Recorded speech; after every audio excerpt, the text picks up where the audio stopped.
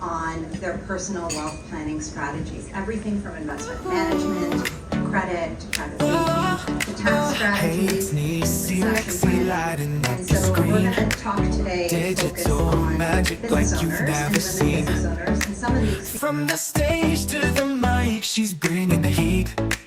With celebs and biz minds, it's always a treat. She's a boss, she's a vibe. Watch her come alive with awards on the shelf. Yeah, she's on the rise. Social waves, making plays all day and night. Neecee, Lexy in the spotlight, shining so bright. From marketing dreams to the YouTube flow, live interviews with stars you know. Every post, every show, she's changing the game. Neecee, Lexy, yeah, remember the name. because we want to hear from you. So let's get started. Maybe briefly, I'll start with Taya. If you can just briefly give an introduction to your specific role within private wealth management, and then how do you work with entrepreneurs? Wonderful. I haven't held a microphone like this in forever, so is this? So, I'm a business succession advisor, but I'm a tax accountant by trade. So I've spent about 15 years in public practice, many of those in a senior tax role, prior to coming over to the lifetime capital gains exemption when you sell your business.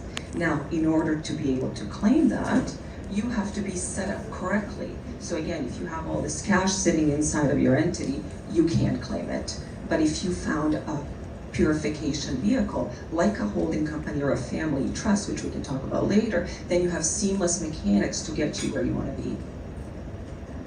Okay, Rena, I'll turn it over to you. So you're working with someone that's starting a business. What are some kind of key considerations that you've seen and that you consult on with the entrepreneurs that you work with? So in my previous role before joining TD Wealth, I was actually an account manager small business. So I worked with entrepreneurs that just starting their business. I know what it's like to meet with somebody and they're starting to think, this is my baby. I want to grow this. I want to scale this. I want to create something.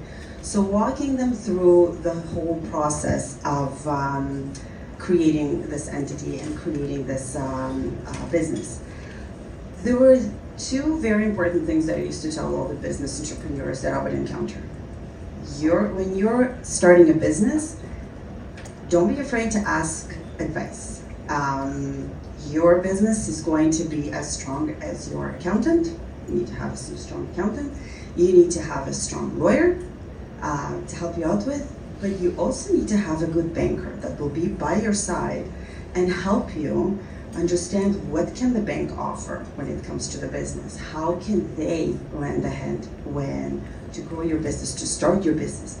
There are programs out there that are catered to business entrepreneurs who, it doesn't necessarily mean that you have to inject all the funds to your business on your own.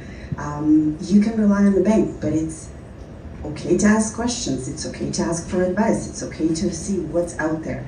Somebody says we're not we're not giving a handout. These are the programs. They are available, and it's about having those professionals around you that will help you actually navigate the banking system, the financial system. Businesses, but also VCs, product companies doing digital work.